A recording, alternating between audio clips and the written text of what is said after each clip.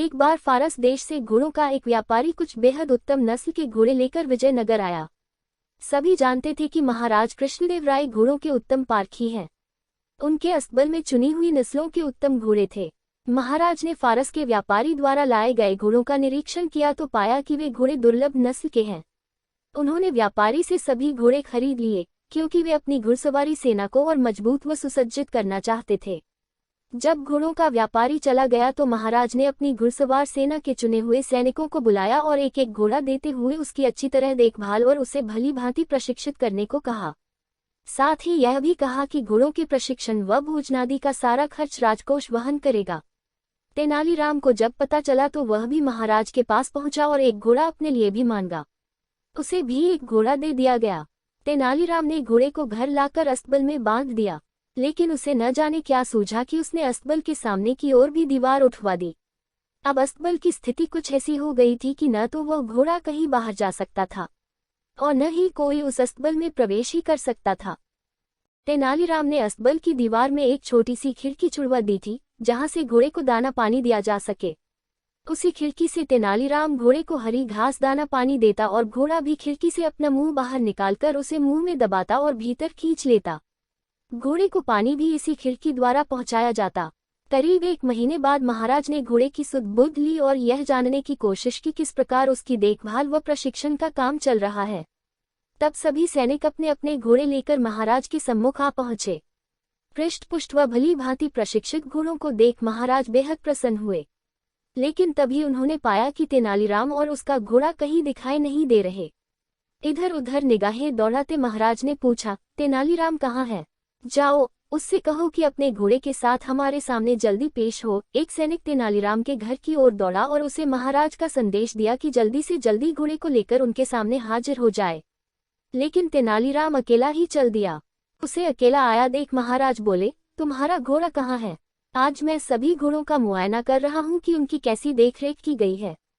जाओ, अपना घोड़ा लेकर आओ। क्षमा करें महाराज, तेनालीराम बोला, आपने मुझे जो घोड़ा दिया वह घोड़ा गुस्सैल है और अड़ियल है।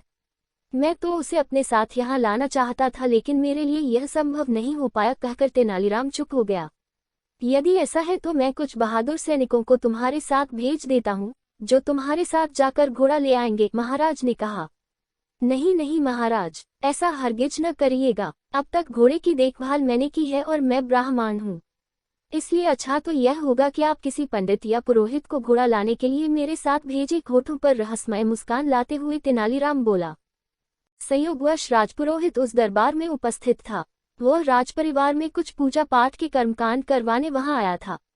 सुब्बा शास्त्री नाम था राजपुरोहित का। क्या तुम तेनालीराम के साथ जाकर उसके अस्तबल से घोड़ा यहाँ ला सकते हो? महाराज ने उससे पूछा। तेनालीराम और सुब्बा की निकटता देख सुब्बा शास्त्री जला भुना करता था और तेनालीराम को नीचा दिखाने का कोई मौका चूकना नहीं चाहता था। वह बोला, क्यों नहीं महाराज, मैं अभी जाकर घोड़ा ले आता हूँ। ऐसे एक घोड़े की तो बात ही क्या, मैं 10 बिगड़ेल गुस्सैल घोड़ों को साथ ला सकता हूँ। ठीक है, यदि ऐसा है तो आइए मेरे साथ, तेनालीराम बोला। जब सुब्बा शास्त्री और तेनालीराम जा रहे थे तो रास्ते में तेनालीराम बोला, शास्त्री जी, मैं जानता हूँ कि आप विद्वान हैं और मैं यह भी जानता हूँ कि आपने अश्वशास्त्र का अध्ययन भी किया है। कुछ ही देर में जब तेनालीराम के घर पहुंचे तो सुब्बा शास्त्री अपनी लंबी दाढ़ी को उंगलियों से सहलाते हुए अहंकार भरे स्वर में बोला, हाथ कंगन और आरसी क्या?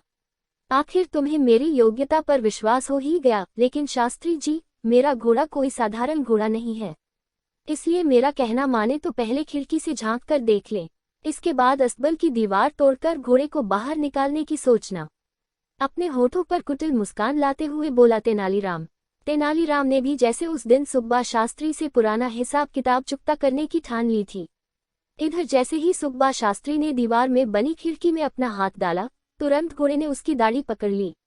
दरअसल वह उसकी दाढ़ी को भूसे का ढेर समझ बैठा था। सुब्बा शास्त्री की दाढ़ी को अपने मुंह में दबाए घोड़ा इतनी जोर से खींच रहा था कि उसकी आंखों से आंसू टपकने लगे और वह दर्द के मारे जोर जोर से चिल्लाने लगा।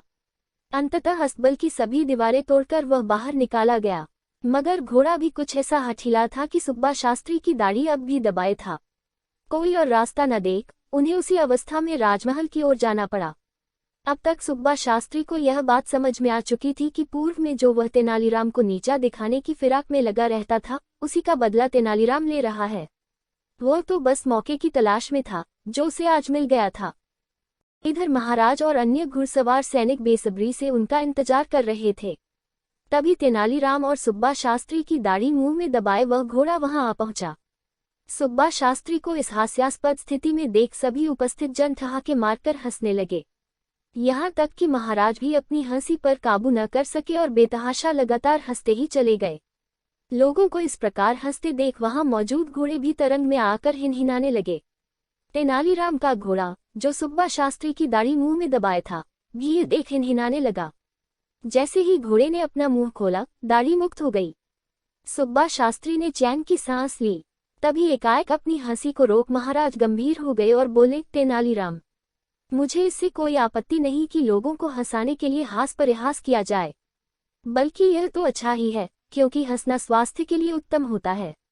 लेकिन ऐसा परिहास मुझे स्वीकार्य नहीं जिसमें दूसरे को पीड़ा या कष्ट होता हो।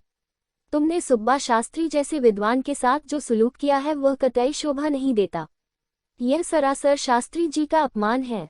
मैंने तुम्हारे दिमाग में छिपी किसी खुराफात का अंदाजा उसी समय लगा लिया था जब तुमने मुझसे घोड़ा मांगा था, वरना तुम्हें घोड़े से क्या लेना देना।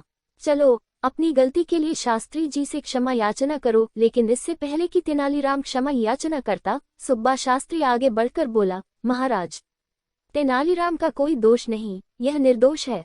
दोषी यदि कोई है तो मैं हूँ। मैं तो हमेशा तेनालीराम को नीचा दिखाने की फिराक में लगा रहता था और कई बार तो मैंने इसका अपमान भी किया, लेकिन मेरे दुर्व्यवहार को यह बेचारा चुपचाप सहन कर गया, एक शब्द तक मुंह से नहीं निकला कभी। यह सब मैंने ईर्ष्यावश किया। इसने जो कुछ भी मेरे साथ किया अच्छा ही किया। दरअसल आज जो कुछ भी हुआ उससे मेरी आंखें खुल गई हैं। तेनालीराम ने मुझे सद्राह दिखाई है। अपनी बात समाप्त करते हुए सुब्बा शास्त्री ने आगे बढ़कर तेनालीराम को गले से लगा लिया। वहां उपस्थित महाराज और अन्य सभी उन दोनों को गले मिलना देख बेहद प्रसन्न हुए।